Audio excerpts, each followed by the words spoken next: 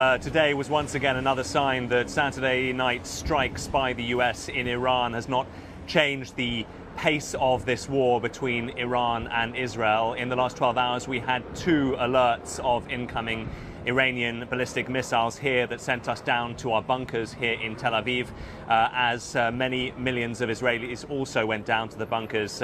Israel says that there were 7 direct hits in the country, including in the south. That footage that you showed earlier in the program suggesting that some kind of power infrastructure there was hit. There were power outages in the south of the country, and also there were hits in Jerusalem as well, with loud booms over the old city. Meanwhile, Israel has continued to strike relentlessly in Iran. It says it has hit headquarters of the Iranian Revolutionary Guard. That is, of course, the branch of the Iranian armed forces. And also, as you said earlier, the Evin prison in Tehran, the most notorious prison there for Iranian political dissidents, and also a prison where journalists and academics are held. They also hit, the Israelis say, a clock in central Tehran on what's called Palestine Square, which counts down to the supposed destruction of Israel by the year 2040. So a very symbolic strike there by the Israelis inside Iran. Well, a little earlier, I spoke to Yaakov Katz, who is a former editor-in-chief of the Jerusalem Post, a long-time defense correspondent for that newspaper. And I asked him what sort of level of cooperation there had been between Israel and the US before those strikes in Iran on Saturday night. You have Israeli Air Force jets that are operating over Iran. You have lots of Israeli drones that are now continuously collecting intelligence and surveying and hunting down those rocket launchers and those surface-to-air missile systems. And all of this needs to happen at the same time that those B-2 bombers were making their way. So this had to be carefully orchestrated by General Kurilla of the CENTCOM, of the Central Command, who's the U.S. general in charge of this region, and the IDF general staff. So all of that was definitely happening, but you are, to some extent, right that what the Americans wanted from Israel was for those skies to be clear and for there not to be a threat against the B-2 bombers that were going to be making their way. The B-2 bombers, yes, have stealth capabilities, but because of their massive payload that they were carrying, each of them had 2 of those GBU-57 bunker busters. They do fly slower than supersonic F-15s or F-16s. They don't have that capability, and therefore, if they were to come under surface-to-air fire, it could be a risky move for them. So that was definitely something that was very important for the Americans and something that the Israelis put a big focus on in the run-up to that operation. Yaakov Katz there, former editor-in-chief of the Jerusalem Post. Well, the Israelis have also hit Fordow, that nuclear site which was very much the focus of the American bombing on Saturday night. And really, Katrina, now a lot of the focus is on an amount of enriched uranium, some 400 kilograms of uranium, which is thought to be enriched to 60%.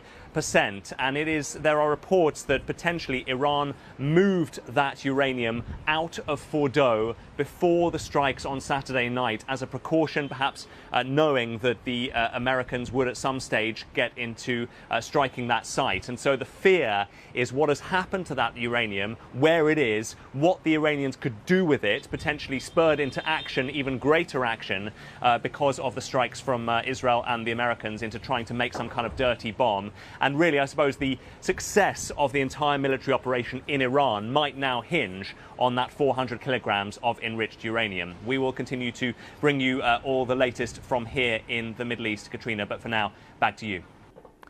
Now, the Iranian capital has been hit by an intense new wave of Israeli strikes.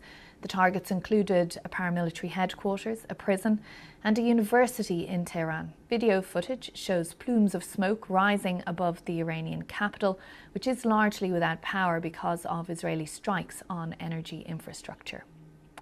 Well, with me now is Barang Tajin from BBC Persia, part of the BBC World Service. Thank you for being with us here.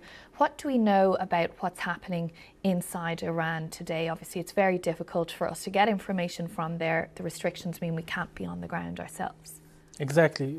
Iran doesn't let anyone from BBC Persian to report from Iran or the wider BBC apart from some occasions. There are a few things that everyone needs to consider. Firstly, some of these targets, including, for example, the Evin prison, are in the middle of residential areas in Tehran. So some of these attacks are also having civilian casualties and injuries. We have seen, my colleagues have seen pictures, videos, or photos from friends or family members who live nearby that kind of confirms that actually there are civilian casualties and there are civilian injuries as a result of these attacks. It goes the same for universities, even some of the military or paramilitary bases. So it's we should remember that. On top of that, you need to remember that unlike Israel, when the attacks come, there are no alarms. So there is no way for ordinary people to find shelter, even if there were any shelters. So as a result of that, we are seeing a lot of injuries and some casualties within Iran, who are people who are not connected to the military establishment. Even we have had reports of some children being killed in these attacks since they started. Okay. And the internet blackout as well makes it even more difficult to get information about what you've described there. Exactly. The internet has been shut down, and then some people have had patchy connections, sometimes even for minutes. We have seen like messages getting to the recipient in Iran after a couple of days on some occasions. And again, without having journalists from international media on the ground, videos or pictures posted on the internet, on social media, is one of the very few ways for us to get a glimpse inside the country and to see what is happening.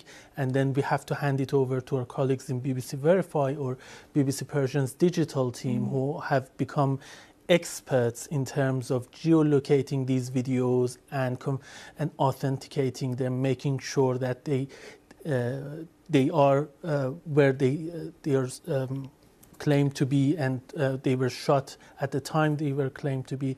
And it's a journalistic effort in order to just confirm some very patchy details, because as you can see, the Iranian state is trying to control information.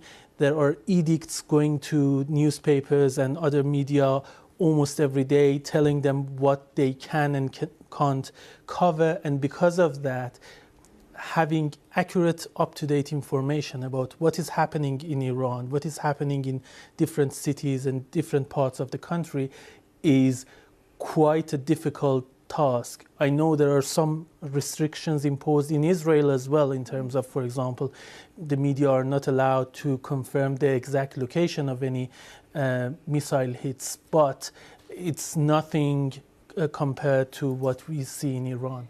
Now, we do get some information from Israel about what it's doing in Iran, and again, we can't, verify that, but it has said that it has hit the Evin prison. Talk to us a little bit about the significance of that, or why that might be a target. So, Evin is the most notorious prison in Iran. It is the place that usually they hold political prisoners, from journalists to academics to intellectuals, to all sorts of political activists who are imprisoned by the judiciary. But it also holds, normal criminals, murderers and rapists and other sorts of anyone who has done crime.